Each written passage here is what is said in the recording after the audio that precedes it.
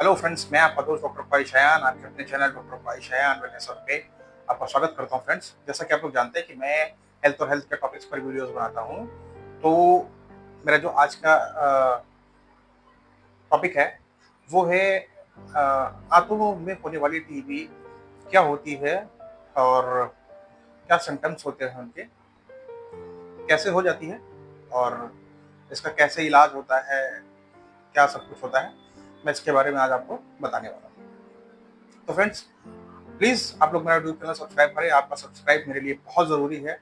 आपका एक सब्सक्राइब करना हमारे लिए बेहद जरूरी है। आप समझ नहीं सकते हैं कितना जरूरी है हमारे लिए। तो आप लोगों से मेरा एक निवेदन है, रिक्वेस्ट है कि आप लोग प्लीज मेरा चैनल सब्सक्राइब करें। और आपके सब्सक्राइबर से, आपके सब्सक्रिप्शन से हमारी हौसला अफजाई होती है, जिससे हम और ज्यादा कुछ और बनाने की कोशिश करते हैं। देखिए फ्रेंड, ट्यूबरक्लोसिस एक ऐसी बीमारी है, जैसे ही इसका नाम आता है, टीबी का नाम आता है, लोगों के दिलों में एक डर बैठ जाता है कि टीबी क्या चीज है। एक समय पर टीबी जानलेवा थी 100%, और इसमें मॉर्टलिटी अभी भी होती है, ठीक है, लेकिन ये क्यूरेबल भी है। ये 100% क्यूरेबल भी है। लेकिन जब बहुत ज्यादा देर हो जाती है, जब उससे ज्यादा देर हो जाती है, तब जो है इसमें मॉर्टलिटी केसेस भी देखे जाते हैं। इंडिया के अंदर 42 टू 46% जो लोग हैं उसमें लैटेंट ट्यूबरक्लोसिस होता है। लैटेंट ट्यूबरक्लोसिस का मतलब ये होता है कि हमारे अंदर टीबी का जो बैक्टीरिया है, जो कीड़ा है, वो तो है, ठीक है, और टीबी का जो बैक्टीरिया होता है माइकोबैक्टीरियम ट्यूबरकुलोई, ठीक है। तो इस बैक्टीरिया का नाम होता है जिसकी वजह से टीबी होता है तो, लेकिन हमारी स्ट्रॉन्ग इम्यूनिटी की वजह से, हमारे अंदर शरीर की ताकत की वजह से ये बिल्कुल जो है निषेध पड़ा हुआ है, ये एक्टिव नहीं है, ठीक है। जैसे ही हमारी इम्यूनिटी कम होगी या कभी भी ये एक्टिव हो सकता है। तो आप मेरी बात को समझे, माइकोबैक्टीरियम ट्यूबरकुलोसिस जो है, ट्यूबरकुलाई, ये एक कारण होता है, कॉज होता है कि जिसकी वजह से टीबी होती है। और इंडिया में 42-46% लोगों को लैटेंट ट्यूबरकुलोसिस है। लैटेंट ट्यूबरकुलोसिस मतलब कि भाई ट्यूबरकुलोसिस के जो बैक्टीरिया है वो अंदर है, लेकिन अभी वो एक्टिव नहीं है। इंडिया के अंदर हर 1 लाख में से 180 से लेकर 240 लोगों के बीच को में हर साल उनको ट्यूबरकुलोसिस हो जाता है। यह देखने को मिलता है, जिसमें से 70% केसेस जो होते हैं वो लंग्स ट्यूबरकुलोसिस के देखने को मिलते हैं, सबसे ज्यादा मिलते हैं। जरूरी नहीं है कि ट्यूबरकुलोसिस सिर्फ लंग्स का ही हो, इसके अलावा भी ट्यूबरकुलोसिस कई जगह के हो सकते हैं। स्कल ट्यूबरकुलोसिस स्किन का, स्पाइन में ट्यूबरकुलोसिस हो सकता है, ब्रेन में ट्यूबरकुलोसिस हो सकता है, लंग्स में ट्यूबरकुलोसिस हो सकता है, इंटेस्टिनल में हो सकता है, आंत में हो सकता है, पेट में हो सकता है, ठीक है। ये ट्यूबरकुलोसिस, गले में ट्यूबरकुलोसिस हो सकता है। तो ये ट्यूबरकुलोसिस हर जगह पर हो सकता है, इतनी जगहों पर।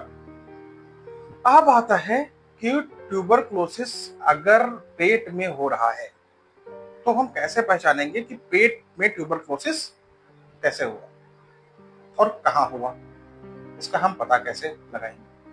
देखिए, पेट में ट्यूबरकुलोसिस 4 पार्ट में डिवाइड किया गया है।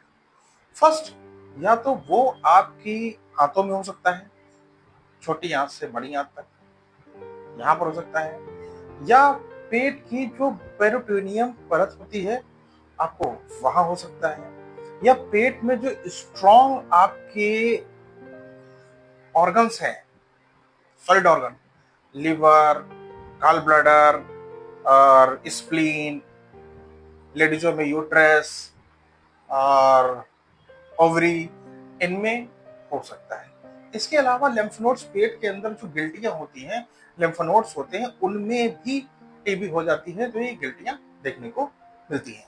लेकिन आज हम बात करने वाले हैं आंतों में होने वाली टीबी के बारे में, ट्यूबरकुलोसिस के बारे में, आंत में जो ट्यूबरकुलोसिस होती है उसके बारे में। चलिए फ्रेंड, देखिए फ्रेंड, ट्यूबरक्लोसिस आप जानते हैं कि ट्यूबरक्लोसिस में जो टीबी का कीड़ा होता है उसे माइकोबैक्टीरियम ट्यूबरकुलाई कहते हैं, जो इसका कॉज होता है, जो कारण होता है जिसकी वजह से ये होता है।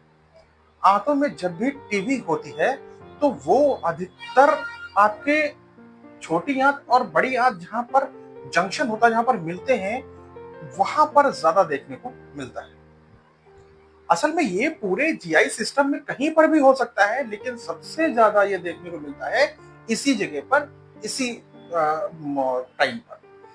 तो जब ये यहाँ पर होता है तो वहां पर सबसे पहले अल्सर को पैदा करता है। अल्सर का मतलब होता है वहां पर त्वचा को छीलता है, वहां पर हल्का सा घाव पैदा करता है, और ये घाव जब बनता है धीरे धीरे धीरे धीरे ये बढ़ता है। जब ये घाव बनता है, जब ये घाव बढ़ता है तो यहाँ पर क्या होता है, पेन होता है पेशेंट को जो सिम्टम्स आते हैं वो पेशेंट को पेन के सिम्टम्स आएंगे कि पेशेंट को पेन हुआ। स्पेशली पेन तब हुआ जब पेशेंट ने खाना खाया पेट भर और ये उसको होने लगा। आप जैसे ही काम करना शुरू करें या पेट में दर्द इसको होने लगा। दूसरा सिम्टम्स ये होता है कि पेशेंट को काली लैट्रिन हो सकती है। पेशेंट को काली लैट्रिन के साथ साथ पतली लैट्रिन हो सकती है और बार बार हो सकती है आंतों में अगर टीबी देखने को मिल रही है तो। इसके अलावा जो है पेशेंट का जो होता है पेट तना हुआ रहता है, लैट्रिन में खून भी आ सकता है, ठीक है। ये सारे केसेस देखने को आपको मिलेंगे। होता क्या है, इसके बाद हमारी इम्यूनिटी जो है उस अल्सर को भरने का कोशिश करती है। जब कोशिश करती है तो वहां पर फाइब्रोसिस पैदा होता है। फाइब्रोसिस पैदा होने पर क्या करता है कि वो जो जगह है, जो नली है, खाने की जो जंक्शन है, वो सिकुड़ती है, थोड़ी सी छोटी हो जाती है। जब ये सिकुड़ती है तो क्या करती है, पेट दर्द ज्यादा होता है तो आदमी क्या करता है, खान पान को बदलता है। खाना खाने के बाद स्पेशली दर्द ज्यादा होता है तो पेशेंट क्या करता है, खान पान को चेंज करता है तो थोड़ा सा उसे आराम आ जाता है।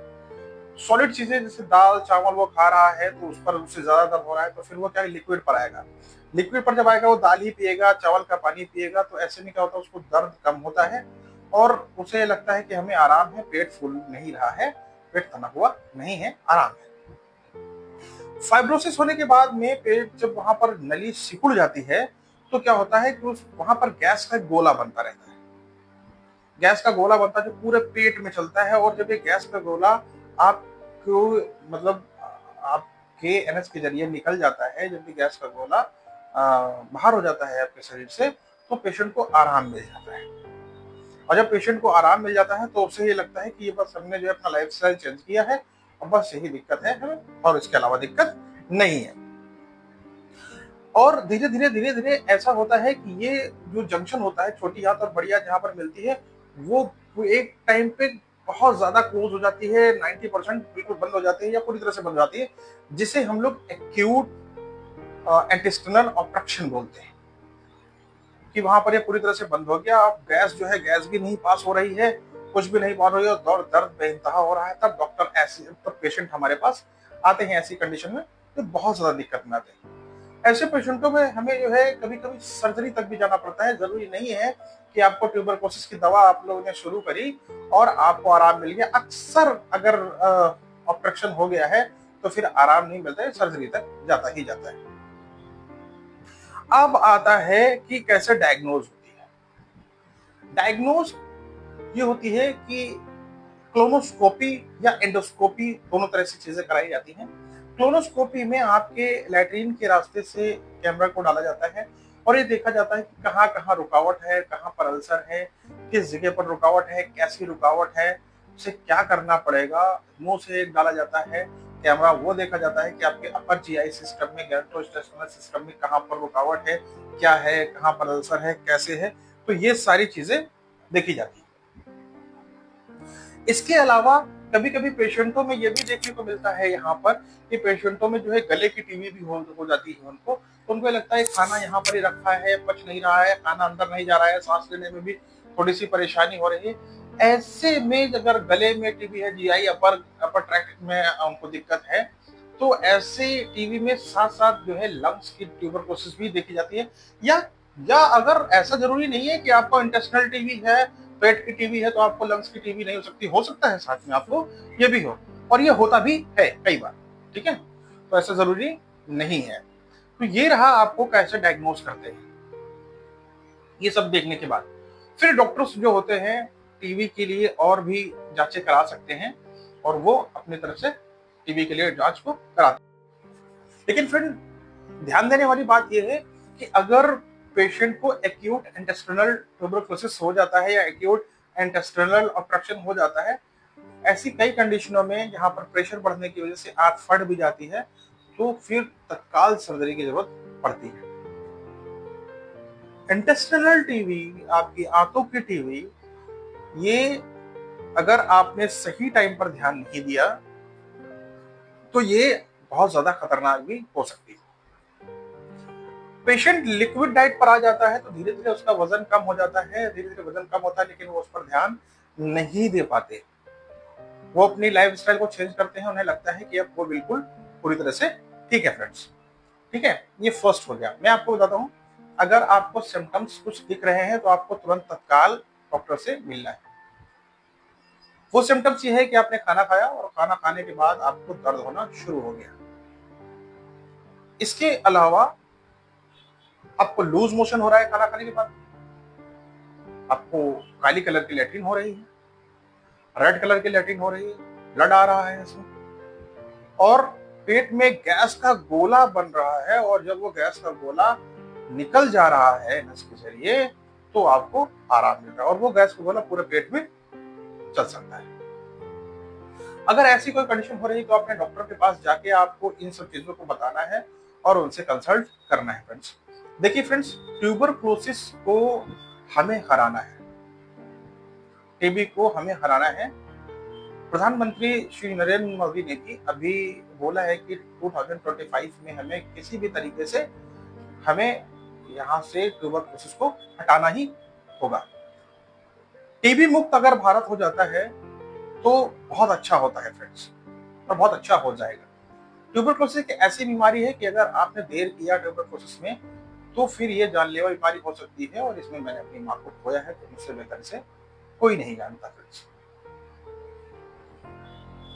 अब आती है फ्रेंड्स कि ट्यूबरकुलोसिस में दवाएं क्या चलती हैं। डॉक्टर्स दवा जो है वो कुछ दवाएं आती हैं जो डॉक्टर्स चलाते हैं, ठीक है, और वो दवाएं स्पेशली कॉम्बिनेशन में आती हैं, और वो कॉम्बिनेशन में एथम्बुटाल, आइसोजेनाइड और पायराजिनामाइड, रिफाम्पिसिन होता है।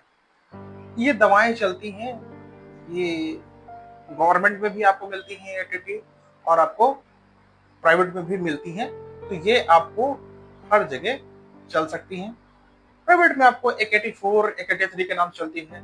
AK-84 में 4 फॉर्मूले होते हैं, ठीक है, जिसमें रिफाम्पिसिन, आइसोनियाजिड और पायराजिनामाइड और एथम्बुटाल होता है। ये 2 से 3 महीने चलती हैं। इसके अलावा फिर जो है पायराजिनामाइड 400 mg बंद हो जाती है। इसके अलावा वो 3 दवाएं फिर से चलती हैं, एथम्बुटाल, आइसोनियाजिड और रिफाम्पिसिन। ये कॉमन चलती रहती है कंटिन्यू फेज में फ्रेंड्स। तो फ्रेंड, उम्मीद है कि आपको आंत की टीबी के बारे में समझ में आया होगा, इंटेस्टिनल टीबी के बारे में समझ में आया होगा, जो आपके स्मॉल और लार्ज इंटेस्टाइन में कहीं पर भी हो सकती है, या पूरे जीआई सिस्टम में कहीं पर भी हो सकती है, या आपके सॉलिड ऑर्गन को भी इन्फेक्ट कर सकती है, ठीक है फ्रेंड्स, कहीं पर भी हो सकता है।